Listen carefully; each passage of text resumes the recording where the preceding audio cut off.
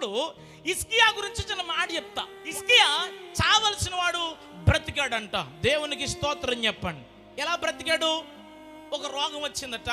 యెషయా వచ్చి ఎవరైనా నువ్వు పోతున్నావు అంత సక్కదిద్దుకో బాబు అని చెప్పినప్పుడు గోడ తొట్టి తిరిగి ప్రార్థన చేశాడు. నడిమిషాలకి అంటే హాలుకి వెళ్ళగానే దేవుని స్వరం చెప్పింది, ప్రభువా నా మాట పడిపోతుంది, ఇప్పుడే చెప్పావు ఇది ఎలా మార్చాడో అని అంటాడేమో అని ఏం ఆలోచించకుండా యెషయా ఎంత పెద్ద ఈ ప్రవక్త అయినా తగ్గించుకున్నాడు.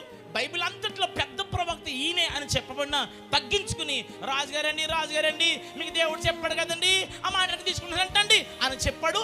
దాంతో అందరూ వచ్చి అతని పరామర్శించడానికి మొదలెట్టారు. దేవునికి స్తోత్రం చెప్పండి. అలా వచ్చిన వాడే ఈ బబులోను రాజు.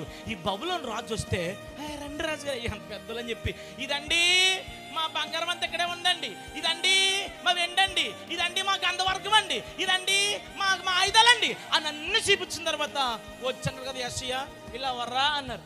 ఇలాండి నా ఫ్రెండ్స్ అండి, ఏ ఊరు వెళ్దే బబులోనండి, రాబో దినములలో ఏమేమి చూసారో ఏది ఉండకుండా అంతా తీసుకుని పోతారు అని చెప్పాడు. ఆగండి ఒకసారి, ఏమన్నా తప్పు చేశాడు ఈ పెద్ద మనిషి? చేసిన తప్పుల్లో ఏమిటి?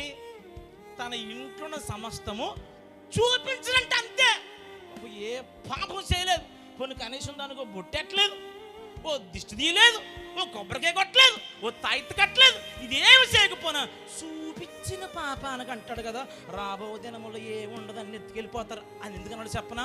యెషయాకి ఎందుకు కోపం వచ్చింది అనుకుంటున్నారు? దేవుడికి ఎందుకు కోపం వచ్చింది అనుకుంటున్నారు?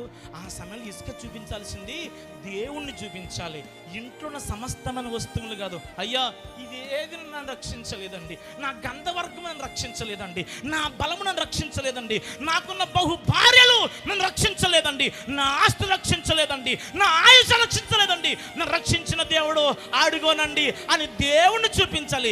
దేవుడికి బదులు అన్నీ చూపించాడు కాబట్టి ప్రభు అంటాడు నన్ను తప్ప అన్నీ పట్టుకెళ్ళిపోతారు అని చెప్పాడు. దేవునికి స్తోత్రం. హిజ్కియా చేసిన తప్పు తనను తాను చూపించుకోవాలి అని అనుకోడు.